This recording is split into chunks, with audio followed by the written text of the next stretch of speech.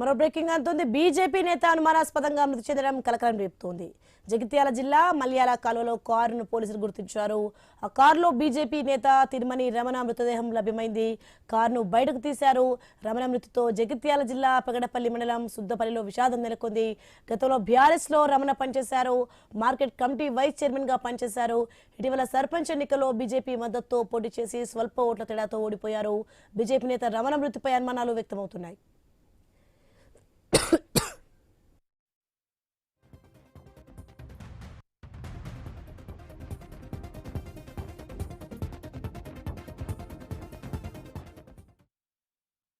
పెగడపల్లిలో missing case నమోదైంది. Crypto currency లావాదేవీలపై స్థానికులు అనుమానం వ్యక్తం చేస్తున్నారు. ప్రమాదమా, హత్య అనే కోణంలో పోలీసులు దర్యాప్తు చేస్తున్నారు. రైట్, ఇదే అంశానికి సంబంధించి మరింత సమాచారం మా ప్రతినిధి కరీంనగర్ నుంచి ప్రశాంత్ ఫోన్ లైన్లో అందిస్తారు. ఎస్ ప్రశాంత్, బీజేపీ నేత మృతి అనుమానాస్పదంగా ఉంది. ఏంటి దీని సమ్ డీటెయిల్స్ ఏంటి?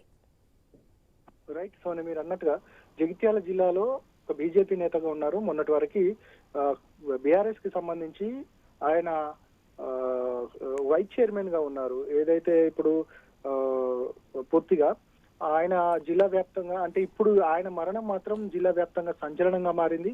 మల్యాల మండలంలోని వరద కాలువలో కారుతో సహా ఆయన శవమై కనిపించడం పలు అనుమానాలకు మాత్రం తావిస్తా ఉంది. ఈ మరణం వెనుక క్రిప్టో కరెన్సీలో పెట్టుబడులు పెట్టి ఆర్థికంగా ఇబ్బందులు ఉన్నాయా అన్నది ఇప్పుడు మిస్టరీగా మారింది. ఇక దాంతో పాటు ఈయన సద్దుపల్లికి చెందిన వ్యక్తిగా తిరుమణి రమణగా కూడా గుర్తించారు పోలీసులు.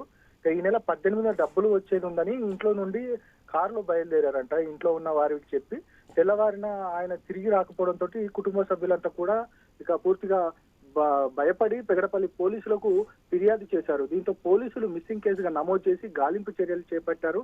అయితే ఆదివారం ఉదయం మల్యాల వరద కాలువలో కారు గుర్తించారు పోలీసులు.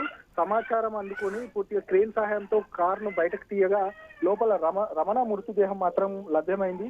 ఇక దీనికి సంబంధించి బలమైన కారణాలు ఉండొచ్చు అనేది కూడా పలు అనుమానాలు పోలీసులు వ్యక్తం చేస్తా ఉన్నారు.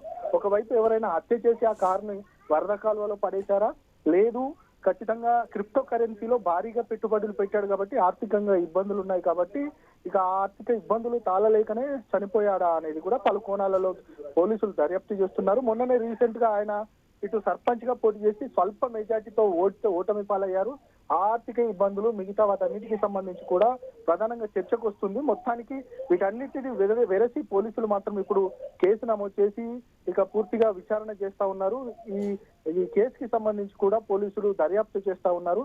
తన కుమారుడు కూడా అమెరికాలో ఉన్నాడు కాబట్టి ఆయన వచ్చేదాకా కూడా పూర్తిగా మృతదేహాన్ని సంబంధించి కూడా ఖననం ఉండబోతున్నది కూడా గ్రామస్తులు చెప్తా ఉన్నారు. గ్రామస్తులే కాదు, జగిత్యాల జిల్లా వ్యాప్తంగా కూడా కొంత ఆయనకు తెలిసిన సమీప బంధువులంతా కూడా విషాదకాలలో కూడా మునిగారని చెప్పొచ్చు సోని.